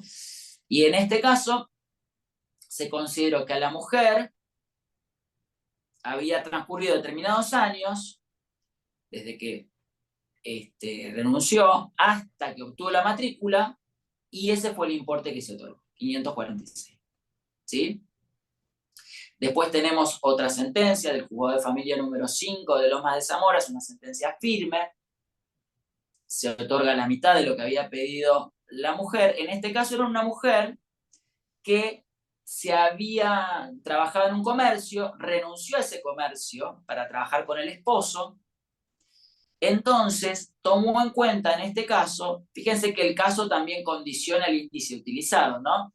El sueldo de un empleado de comercio por la cantidad de meses del matrimonio, pero en cuanto había bienes para distribuir en la comunidad, la mujer habitaba la vivienda, etc., redujo eso y le fijó un importe equivalente al 20% de lo que diera esa suma, ¿sí? Se van viendo en este caso, son criterios plenamente objetivos, ¿sí? Donde se cuelan como índices correctores las pautas del 442 para determinar un porcentaje mayor o menor. Avanzamos una más. Bueno, no vamos a ver todos los fallos. Esto les va a quedar porque yo después, si quieren, les paso el PDF de esta presentación y les queda como referencia y se va a hacer engorroso si yo les cuento cada uno de los casos. Pero sí les voy a contar el de la sala H, que me parece muy interesante, por dos razones. El primero que tienen arriba. El juzgado 76 en realidad dictó la sentencia que hace referencia a este medio que no les voy a contar, o este índice que voy a contarles, y la Cámara la tomó como referencia y la aumentó a 8 millones. En realidad acá les diría un método mixto. Y es interesante porque fue la misma actora la que le dio al juez un criterio de cuantificación que el juez utilizó. Digo, qué importante es que el profesional, o en este caso resultó bien la estrategia, ofrezca, si bien no le dieron todo lo que pedía, es un importe que en su momento era un importe interesante, ¿sí? Hoy habría que multiplicarlo, no sé por cuánto, pero la mujer pedía 15 millones. ¿Qué fue lo que la mujer planteó y que en primera instancia se tomó en cuenta como criterio de cuantificación? En un caso acá en la ciudad de Buenos Aires, se trataba de una mujer también dedicada prioritariamente a la familia, con problemas psiquiátricos. Los bienes, digamos que tenía la comunidad, se habían puesto a nombre de las hijas con reserva de usufructo, a favor de la mujer, en este caso había un par. La mujer estaba totalmente separada de la vida familiar, el hombre se relacionaba con sus hijas, pero las hijas no querían ver demasiado a la madre, el hombre tenía una flota de camiones, o sea, tenía un importante patrimonio. Entonces la mujer lo que planteó fue una compensación equivalente, ya que ella, por su estado de salud, por el tiempo del matrimonio, por su edad, por todo lo que yo les conté, y mucho más que no hay tiempo ahora, estaba impedida de poder generar recursos. Entonces, lo que se planteó, que había un desequilibrio claro, era el costo de vida promedio para una persona en la ciudad en la que ella está viviendo, para llevar un nivel de vida adecuado y acorde medianamente a la condición social que la mujer tenía. No mantener el nivel de vida porque no es el objeto de la compensación, pero sí el costo de vida, tomando en cuenta los años que le faltaban a ella en función de cuál era la expectativa promedio de la ciudad de Buenos Aires. Entonces tomaron dos indicadores objetivos. El costo de vida, según el INDEC, es este. Mi expectativa de vida llega, creo que hasta 83 años, me restan tantos años. Eso, más un determinado interés que se planteó en el caso, ¿sí?, llevó a un importe, ¿sí? El juzgado tomó esta valoración, ¿sí?, y le daba un importe. En realidad la mujer pedía más porque había hecho un cálculo por más años, no por la expectativa de vida, pero sí tomó en cuenta el costo de vida. Le dio un importe que era 6 millones y algo, y dice, bueno, y en función de las particularidades del caso, lo subo a 7 millones. Esto sería parecido a un método mixto, ¿sí? O sea, tengo una referencia, tomo un valor y lo adapto según las particularidades que tiene el caso. En este caso se terminó otorgando 7 millones y la Cámara elevó este importe a 8 millones. ¿Sí? Entonces, este quizás es un ejemplo que les sirve de lo que sería un método mixto. Bueno, ahí van a ver otras sentencias que después las pueden consultar. Pasamos con método objetivo. Van a ver varios, muchas que toman referencia al salario mínimo, vital y móvil. Es un criterio que no sé por qué se ha extendido tanto, porque parece como como muy precario, ¿no? Como indicador, pero es el que se ha tomado en varios de los casos. Ahí tienen el caso que ustedes mencionaban, el de 2020, el que está abajo, que es un criterio, en realidad no sé si es un criterio objetivo para cuantificar, pero es interesante porque se fija un importe equivalente al 10% extra de lo que corresponde a la mujer al momento de la liquidación de la comunidad, ¿sí? Yo no sé si le hicieron un favor a la mujer en este caso, porque va a tener que esperar a la liquidación de la comunidad y mientras tanto, ¿qué? ¿No? Es más, imagínense todas las dilaciones que el hombre va a plantear para llegar lo más tarde posible a la liquidación de la comunidad. Bueno, nada, simplemente comentarios al margen. Sí, si querés preguntar ahora, Lucrecia. Sí, Gabriel, dos cuestiones. Una que, está bien, yo también trataría de objetivar, si yo hiciera el reclamo, de hacerlo lo más objetivo posible. Pero sin perjuicio de lo cual, a veces me parece que por más que uno lo trate de objetivar, igualmente después termina siendo subjetivo, porque cómo lleno yo las variables de la fórmula, o qué cuestiones yo termino objetivando en mi cálculo, 3 años, 5 años, cuánto le faltaba, termina siendo subjetivo. Entonces, más allá de que me parece más racional, digamos, articular el planteo, si yo fuera abogada, ¿no? Haciendo el reclamo lo más objetivo posible, igual no estoy segura, o sea, no podría decirle al cliente, vamos por acá, que por acá vamos bien. Lo Sí, objetivamos así, el juez no se mueve de estos parámetros. Esa es la primera duda. Y la segunda, que cuanto más fallos leo de compensación económica, más me convenzo de la importancia que hubiera sido, obvio, una regulación futura por ahí, pero articularlo necesariamente con el tema de la comunidad de los bienes. Primero porque en uniones convivenciales esto se ve más difícil y entonces a veces hay necesidad de fijar una compensación porque no hay nada para repartir. exacto. O porque lo que hay para repartir lo tengo que articular con dentro del 528 con un tema de enriquecimiento sin causa y entonces termina siendo una compensación con división de bienes medio mezclada. Y por otro lado, porque a veces los jueces lo toman en cuenta, dicen, bueno, cuidado que todavía no se repartió la maquinaria agrícola, por ejemplo, y Sí, después le va a tocar algo, qué sé yo cuánto le va a tocar, entonces no sé si la perjudico o la beneficio, que es un poco lo que vos explicabas recién. Entonces, sí. me parece que a veces, ¿no? Desde el punto de vista de cómo cerrar soluciones, por ahí debería imponerse ambas cosas juntas. Ni dilatar indefinidamente la liquidación de la comunidad cuando hay comunidad, ¿no? En matrimonio, ni hacer una cosa desmembrada de la otra, porque puede generar casos de injusticia a favor o en contra, no importa. Sí, No, no sé bueno, si me explico. sí, se entiende perfecto, son varias cuestiones, pero Sí. voy a empezar por el final, a riesgo de olvidarme lo que planteaste al comienzo, pero el tema de la liquidación de la comunidad. Eh, el tema de tramitarlo conjunto, lo que trae muchas veces es que la compensación económica se dilate. Hoy por hoy, la compensación económica es un mecanismo que la mujer tiene para obtener algo mientras espera que algún día se liquide la comunidad, ¿no? Entonces, ahí, si Leticia plantea algo, después, si quieren, me lo leen o lo dice. Pero bueno, básicamente esto, ¿no? Que genera una dilación muy importante. Yo les cuento que en todos los casos que yo vi que se trató conjuntamente las dos cosas, en el mismo expediente, que es lo peor que se puede hacer. Porque no se terminó otorgando la compensación. Eso ya les digo de entrada. Tratarlos paralelamente en dos expedientes separados, porque se entra mezclado con las recompensas, con esto, con lo otro, y te dice, bueno, no le doy compensación, pero le doy recompensas, entonces ya está compensada, etcétera, ¿no? Entonces, creo que sí, y esto lo dice Misraji, y también es un poco la regulación en Francia. El juez puede, dice la norma, designar un notario, un escribano, o en este caso sería un perito, para que haga un cálculo aproximado de lo que va a resultar de la liquidación de la comunidad, lo cual tampoco es fácil, pero que el juez a la hora de fallar tenga algún elemento, ¿sí?, de cómo va a derivar. Obviamente que no es algo exacto, pero sí tiene que haber un ojo puesto en la liquidación de la comunidad, porque los institutos están necesariamente relacionados.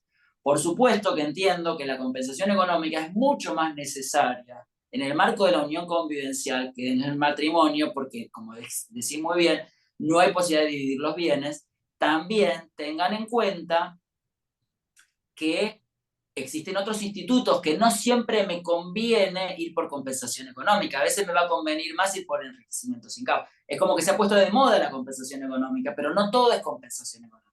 Los jueces a veces han corregido ellos iura no vicuria, ¿no? Y te han mandado por algo que se reclamó por compensación, lo metieron por enriquecimiento sin causa, ¿no? Son institutos que en algún punto también tienen elementos en común, o sea que es un tema complejo. Es difícil también establecer legislativamente cómo relacionar ambos institutos. No sé si termina siendo conveniente en la práctica. Yo creo que ya están relacionados en el momento en que el código te dice que el juez debe considerar el estado inicial y final. Y el estado final también implica cómo se va a liquidar la comunidad. Por eso, digo, tiene que haber una mirada ahí en la liquidación de la comunidad. Es un tema complejo, no sé si tiene una solución, quizás tiene posibilidad de mejorar un poquito los mecanismos, ¿no? Y esto de objetivar, yo creo que hay que ver en cada caso qué es lo que conviene. Hay casos que se prestan a la objetivación y hay casos que no. Y si objetivo, no hacerlo tan rígido que al juez le meta en una especie de corset del cual después no pueda salir, ¿no? Entonces, una objetivación con cierto grado de flexibilidad, diría yo, ¿no? No poniéndole 196.343, no, yo no lo pondría así. Iría a un cálculo más global en base a alguna pauta objetiva que le dé el juez. Miren que yo trabajaba en un comercio y renuncié, miren que hoy están ganando estos elementos, miren que me faltan tantos años para jubilarme, etc. Me parece interesante, les decía, el fallo que les planteé antes de Juzgado 76, creo que es Sala H, porque tiene una mirada hacia adelante, no solo una mirada hacia atrás. ¿Cuánto me falta? ¿Cuánto voy a necesitar? ¿O cuánto tiempo voy a requerir para superar el desequilibrio? Entonces, tiene que ver un poquito lo que hablábamos antes de la cita, ¿no? La mirada hacia atrás, sí, pero también una proyección hacia adelante, en función de cuáles van a ser las proyecciones, ¿no? de la vida de esa persona. Bueno, vi que varios escribieron, yo acá se me complica un poquito, a ver.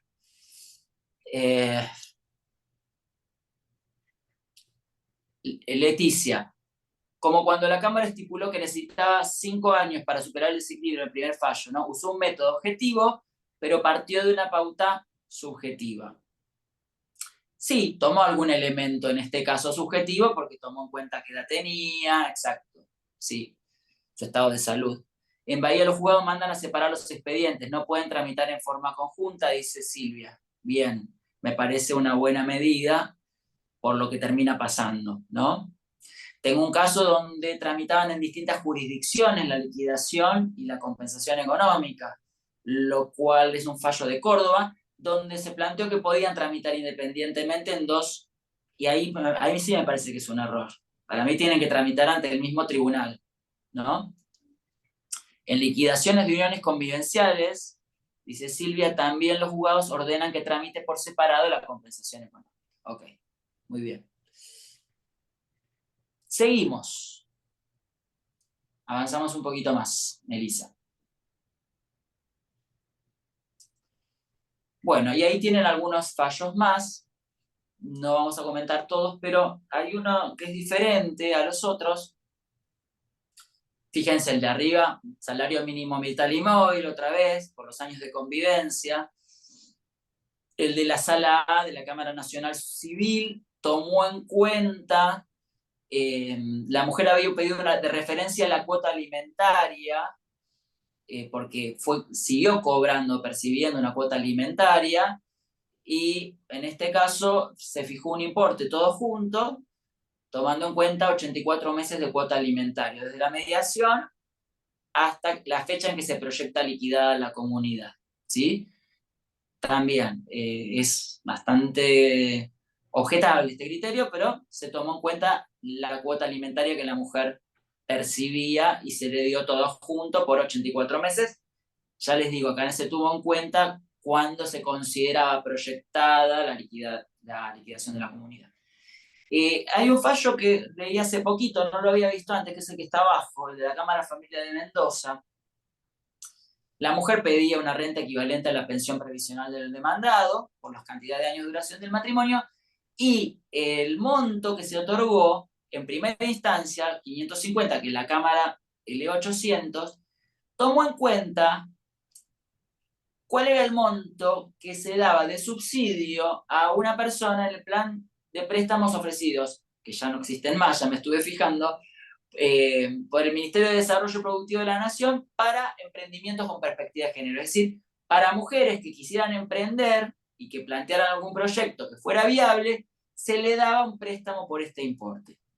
Por lo que miré en 2023, que fue los últimos planes que hubo en marzo, estaban en alrededor de 5 millones. Entonces el criterio objetivo acá fue, bueno, mirando hacia adelante, la mujer ¿cuánto necesitaría para emprender?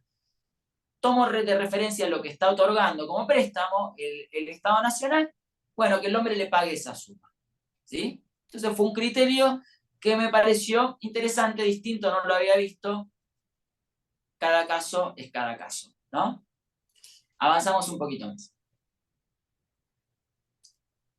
Bueno, vamos a ver que hay sentencias, por ejemplo, una sala L, donde se critica el método objetivo, es decir, no todos son rosas, como decía antes. Avanzamos una.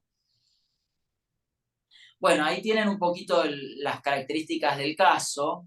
La mujer había ayudado a la expansión comercial del hombre, terriblemente, tenía un pequeño local y terminó generando una actividad mucha mayor expansión en el rubro, se expandió también el rubro que realizaba. Claro, la mujer trabajaba con el hombre, era una SRL, ¿qué pasó? Se cerró luego de la separación de hecho y casualmente el hombre empezó una actividad igual, con otro nombre y en otro lugar. ¿Sí? Con la mujer quedó desprovista de la posibilidad de seguir generando ingresos. Entonces, la mujer tenía formación, etcétera, pero acá lo que se evaluó en principio, fíjese que no tenían hijos en común. Este es uno de los pocos casos donde se otorga una compensación sin dedicación a la familia, porque la mujer no tenía hijos, el matrimonio no tenía hijos. Pero la mujer había colaborado en las actividades comerciales, y es uno de los indicadores que plantea la norma. Por eso también es interesante. Avanzamos. El juzgado había otorgado, el juzgado 26, primera instancia, 2.750.000, 104, proyección de lo que la mujer hubiera ganado de continuar con la explotación del local. Criterio objetivo. ¿Sí? Avanzamos una más. La sala pasó a 7 millones, la sala L, la Cámara, y dice, ese cálculo no resulta del todo correcto, pues en los casos de familia, donde ha sido dañado el principio de solidaridad familiar del modo en que fue en este, resulta insuficiente. Fíjense, es interesante lo que dice la sentencia. Si la norma, por eso digo, me parece que un método objetivo puro no condice con lo que dice la norma. ¿Cómo paso por esa licuadora todas esas pautas y después las convierto en una suma de dinero? Digo, tener algún método de cálculo puede servir, en algunos casos más que otros, pero por lo menos vayamos a un modelo mixto. O sea, que estas pautas ingresen de algún modo, y en este caso fue, no, 2 millones me suena poco, 7 millones, ¿sí? Acá creo que fue un subjetivo directo, no la sala EB, pero bueno. Y tenemos ahí una más, después si quieren verlo, la sala C en el mismo sentido, dice que no corresponde la aplicación de fórmulas matemáticas rígidas frente a supuestos en que, como el caso de autos, no se advierten parámetros en que tales cálculos pudieran partir. Lo que está diciendo la sala C es, bueno, veamos, porque todos los casos son distintos, hay algunos que quizás se prestan a tomar algún índice o indicador y otros que no. En este caso se dice no. El método objetivo en este caso concreto no procede. Avanzamos. Algunos fallos más sobre el tema con algunas cuestiones que pueden ser interesantes. Vamos a avanzar. Un fallo de la Corte de Mendoza que una vez que habían fijado un importe, dice que como hay aspectos que no se encuentran finiquitados o que han variado de interpretación de la demanda, los manda a una instancia de mediación para que las partes acuerden el monto. Me pareció muy llamativo, porque después de todos los tiempos que te llevó el proceso, te dice, ¿vieron esos juegos de la oca? Vuelta a empezar, vayan, dice, corresponde, pero acuerden ustedes. Mi pregunta es, ¿qué pasa si no llegan a un acuerdo? ¿Cómo sigue la cuestión? ¿No? Fíjense esto, ¿no? La diversidad de criterios y cierta confusión que hay sobre el tema. Avanzamos. Hay casos donde se ha fijado en moneda extranjera. Hay un caso ahí de la Sala L de febrero de 2022, donde se fijó, creo que es una de las compensaciones más altas, $100.000. ¿Sí? En el caso se había acreditado que el demandado tenía moneda extranjera en su poder. ¿Sí? Y en este caso también, en la unión convivencial, existían bienes que estaban a nombre del hombre y que habían sido también de alguna manera, habían contado con una participación económica de la mujer. Entonces, dice, no se ha acreditado de modo directo el valor del auto, del inmueble o de todos los fondos que se encontraban en la vivienda, solo era una estimación en los términos del artículo 665, fijan en este caso $100.000, es decir, o su equivalente en pesos según la cotización del dólar MEP al día anterior al pago. ¿Sí? Esto también es interesante como precedente si uno quiere pedir una moneda que hoy por hoy tenga un grado de actualización que no tiene el peso. Por supuesto que si lo piden en pesos, siempre piden intereses, que es algo que a veces se olvida en las demandas de compensación económica. Si yo pido un valor, siempre tengo que pedir intereses desde la promoción de la demanda, ¿sí? Intereses compensatorios, más allá de los moratorios. Bien, seguimos. Algo que a mí me resulta interesante, si alguno que está aquí, bueno, sé que algunos sí, fue alumno mío del curso de compensación, es algo que yo vengo planteando porque lo veo en muchas sentencias de España, que se fija una compensación si es una renta hasta la liquidación de la comunidad. Es decir, no sé cuándo se va a liquidar. Cuando se liquida termina, pero mientras tanto avanzamos hay un fallo reciente de la Cámara de Apelación al Civil Comercial y Laboral de Rafaela, donde se toma en cuenta, bueno, ahí están los antecedentes del caso, no importan ahora, avanzamos una más. En primera instancia se había rechazado el pedido de compensación y acá se fija la compensación en un 50% de un salario mínimo vital y móvil mensual hasta tanto culmine el trámite de liquidación de la comunidad de ganancias. Me parece algo que es muy interesante y me parece que es algo que ayuda a que las partes contribuyan a que el proceso de liquidación avance. Todo lo contrario al fallo que vimos antes de Cámara, que me decía 10% cuando se liquide. Acá es, hasta que no se liquide, generalmente quien no se liquida y la demora en la liquidación obedece a que el que tiene los bienes a su nombre y los administra pone todas las trabas posibles, habidas y por haber, para que esto se postergue. Bueno, me parece muy interesante esta sentencia. Obviamente que no es para aplicarla como molde a todos los casos, pero de un criterio. Después, Lucrecia, si te interesa el tema y querés la sentencia, te la puedo pasar, ¿sí? Igual que quiera. Porque no es una sentencia tan conocida.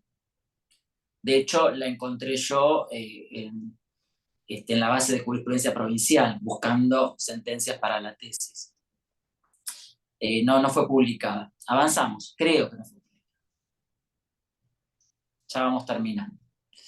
Bueno, esto es un poquito compartir lo que yo he encontrado respecto, vamos hasta ahí por ahora, a cómo se han venido aplicando en las sentencias, porque la charla justamente es cuantificación en la jurisprudencia argentina, la charla no es aprenda a cuantificar la compensación económica, todavía no tengo esa fórmula, no lo sé, pero sí contarles cómo se está cuantificando en la jurisprudencia. Lo que yo encontré en las sentencias de compensaciones económicas otorgadas, ¿sí? Que no son todas, donde se requiere. La otra vez les dije que hay una relación de 6-4, de 10 pedidos se conceden 6 y se rechazan 4, y no están computados los supuestos de caducidad, ¿no? Así que si tomamos los casos de caducidad, la estadística se equipara aún más, pero en los que sí se otorgó, encontré que en el 72,35 se acudió a un método subjetivo. O sea, el criterio objetivo hoy serían 3 de 10. Sentencias donde aplican criterio objetivo. Ustedes quizás se confunden porque yo les hice un cuadro con todo donde se aplicó el criterio objetivo, pero todas las demás no se aplicó, ¿sí? Vamos a pasar una más.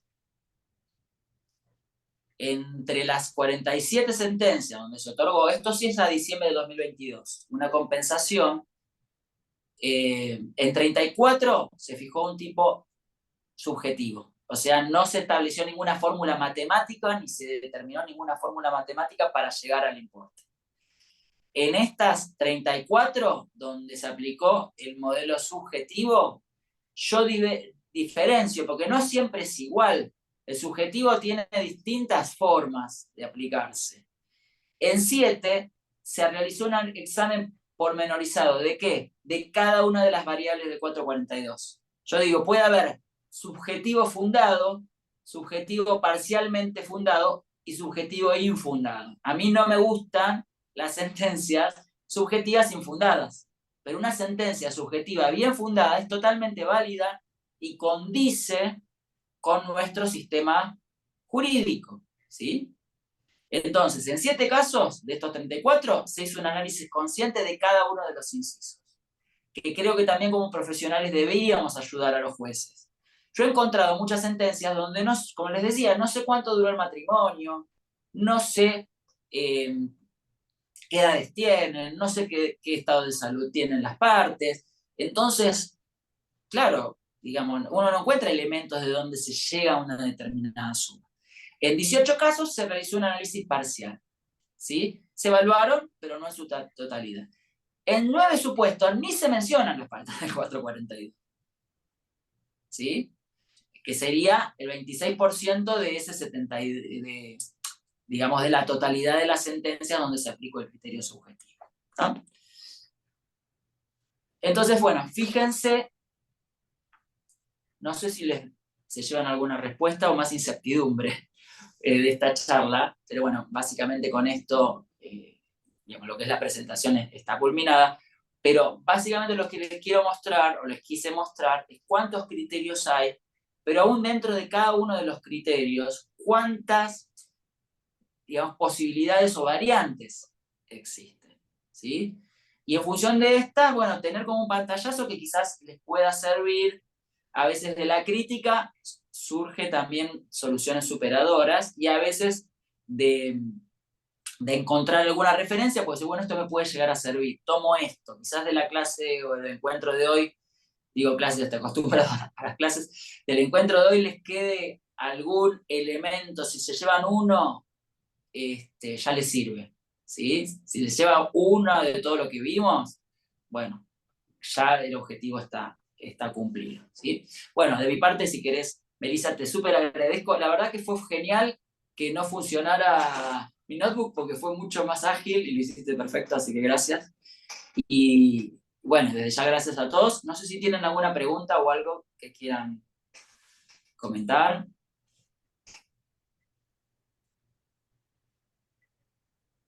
Gabriel, agradecerte en nombre del instituto, porque la verdad que es clarísimo, siempre son de enorme utilidad práctica tus charlas, que es la idea de estos encuentros del instituto, que sea bien práctico para los abogados que estamos ahí, digamos, al pie del cañón, en la trinchera, y bueno, siempre súper útil. Mil gracias, y obviamente que vas a ser nuestro invitado en próximas reuniones.